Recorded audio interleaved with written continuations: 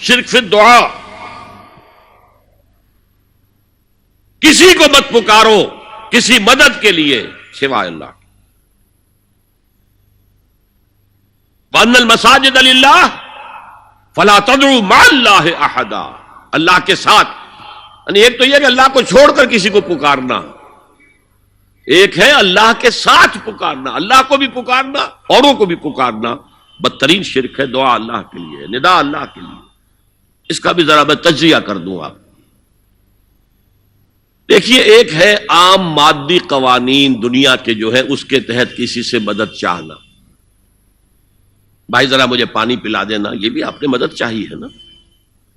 حضور کے بارے میں تو آیا ہے کہ آپ اتنے خوددار تھے صلی اللہ علیہ وسلم کہ اگر سواری پر ہوتے تھے اور آپ کا کوڑا نیچے گر جاتا تھا تو کسی سے یہ نہیں کہتے تھے کہ یہ کوڑا مجھے اٹھا کے دے دو، بلکہ خود سواری سے اتر کر کوڑا اٹھاتے تھے۔ تو یہ جو قانون مادی ہے اس کے تحت مدد مانگنا کوئی بری بات نہیں ہے، کوئی غلط بات نہیں۔ ماورائی اعتبار سے، غیبی اعتبار سے کسی سے مدد مانگنا، کسے باشد کوئی ہو، شرک فی الدعاء۔ ان المساجد للہ فلا تدعوا مع اللہ احدا۔ ایک ہے استعارتن، استعارتن اقبال کہتا ہے ہمالا اے فصیل کشور ہندوستان، تو یہ خطاب بالکل ایک استعارہ سا ہے۔ اسی معنی میں مولانا حالی نے اپنی مسدس کے اختتام پر جو مناجات لکھی ہے، اے خاصہ خاصان رسول وقت دعا ہے، امت پہ تیری آ کے عجب وقت پڑا ہے۔ وہ دی جو بڑی شان سے نکلا تھا وطن سے، پردیس میں وہ آج غریب الغربا ہے۔ تو اس معنی میں اس لفظ استعمال ہو جائے تو اس پر بہت زیادہ الرجک بھی نہیں ہونا چاہیے، لیکن غیبی طور پر کسی کے بارے میں یہ عقیدہ رکھ کر کہ وہ میری مشکل کشائی کر سکتا ہے، حاجت روائی کر سکتا ہے، میری مدد کر سکتا ہے، یہ شرک ہے، اور اس کے شرک ہونے میں کوئی شک نہیں۔ ان المساجد للہ فلا تدعوا مع اللہ احد۔ اب دیکھیے، ہمارے یہ فرشتے یہاں بیٹھے ہیں نا، ہم کہہ سکتے ہیں ذرا بھائی میرا یہ کام کر دینا؟ نہیں کہہ سکتے۔ جبرائیل کو پکار سکتے ہیں، اے جبرائیل ذرا میرا یہ کام کر دینا؟ نہیں، وہ عالم غیب کی شے ہے۔ کسی ولی اللہ کی روح کو پکار کر کہنا کہ میری یہ مشکل دور کر دے، نہیں۔ اللہ سے کہیں، اللہ کو پکارے، اللہ جس کے ذریعے سے چاہے آپ کی ضرورت پوری کر دے۔ اس ضمن میں میں کہوں گا کہ شاہ ولی اللہ دہلوی نے ایک بات کہی ہے، اگرچہ مجھے اس کی کوئی دلیل اپنے طور پر انڈیپینڈنٹلی کتاب و سنت میں نہیں ملی ہے، لیکن شاہ صاحب کا ایک مقام مرتبہ ہے جو میری نگاہ میں بہت بلند ہے۔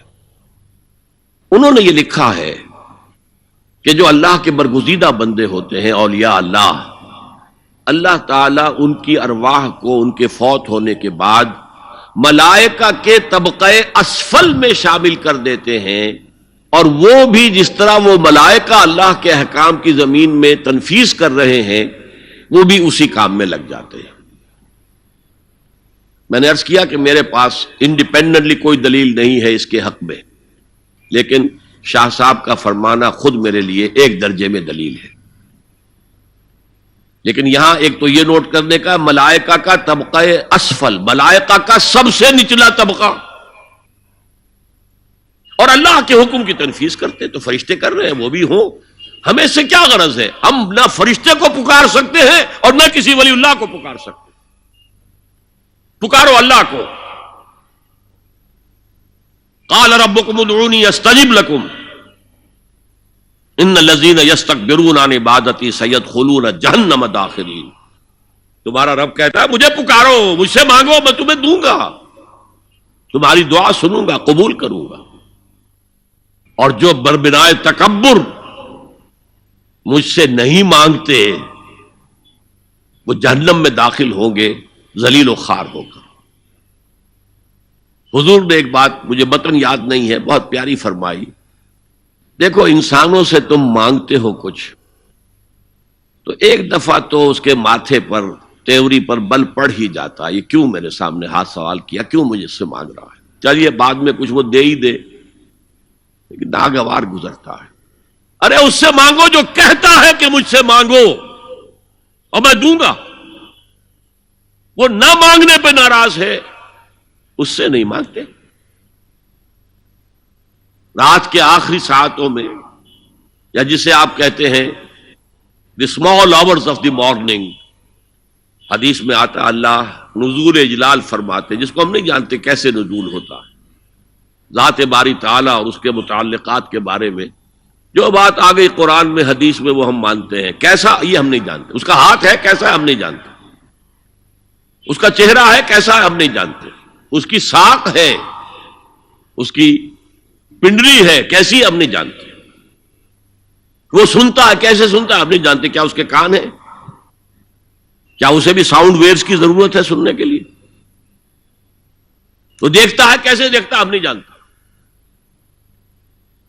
وہ اترتا ہے کیسے اترتا ہے ہم نہیں جانتے، جو قرآن میں آ گیا حدیث میں آ گیا مان لیجئے بس، باقی یہ متشابہات میں سے ہے، اس کی کھود کرید میں پڑو گے تو فتنے میں مبتلا ہو جاؤ گے، ابتغاء الفتنۃ وابتغاء تاویلہ۔ لہذا حدیث میں آتا ہے کہ رات کے آخری ساعتوں میں اللہ سمائے دنیا تک نزول فرماتے ہیں، اور پھر ندا لگتی ہے حل من سائل فاعطیہ، ہے کوئی سوال کرنے والا مانگنے والا کہ میں اسے دوں، حل من مستغفر فاغفر لہ، ہے کوئی گناہوں کی معافی چاہنے والا کہ میں اسے معاف کر دوں۔ ہم انٹا غفیل سو رہے، ہم تو مائل بکرم ہے، کوئی سائل ہی نہیں، راہ دکھلائیں کسے، رہنو منزل ہی نہیں، راہ کسے دکھا، اللہ کے راستے پر چلنے کا فیصلہ کرو، اللہ کی راہ میں جہاد کا فیصلہ کرو، پھر اللہ راستہ کھولے گا، والذین جاہدوا فینا لنہدینہم سبلنا، وہ لوگ کہ جو ہمارے راستے میں جہاد کریں، محنت کریں، مشقتیں کریں، ہم لازماً ان پر اپنے راستے کھولتے چلے جائیں۔ تو دعا شرک فی الدعا، مانگو صرف اللہ سے، اللہ سے، اللہ سے، وہ چاہے کسی فرشتے کے ذریعے، چاہے کسی فوت شدہ ولی اللہ کی روح کے ذریعے سے، چاہے کسی کو بھی نہیں، براہ راست اپنے حکم سے، اس کی تو قدرت ہے جو چاہے کرے، کن فیکون، وہ جیسے بھی ہو وہ آپ کی ضرورت پوری کرے گا، وہی ہے جو کہ مشکلات کو حل کرنے والا ہے، وہی ہے کہ رزق دینے والا ہے، وہی ہے جو مرض سے شفا دینے والا ہے، پکارو اسی کو، مانگو اسی سے۔